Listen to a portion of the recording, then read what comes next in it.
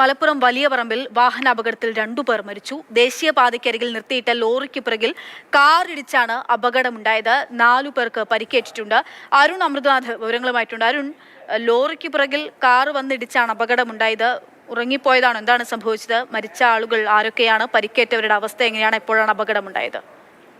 പക്ഷെ ദേശീയപാതയിലാണ് ഈ അപകടം നടക്കുന്നത്. അത് VK പടി എന്ന് പറയുന്ന വലിയ പറമ്പിൽ പ്രദേശത്ത് വെച്ചാണ് ഈ അപകടം. അതായത് കാറിൽ ഉണ്ടായിരുന്നത് പള്ളിയിലെ മതപഠനം കഴിഞ്ഞ് മടങ്ങുന്ന ദർസ് വിദ്യാർത്ഥികളായിരുന്നു. 5 യാത്രികരാണ് കാറിൽ ഉണ്ടായിരുന്നത്. അതിൽ 2 മരണം സംഭവിച്ചിരിക്കുന്നു എന്നുള്ള ഒരു ദാരുണമായ വാർത്ത കൂടിയാണ് ഈ അപകടത്തിൽ നിന്ന് വരുന്നത്.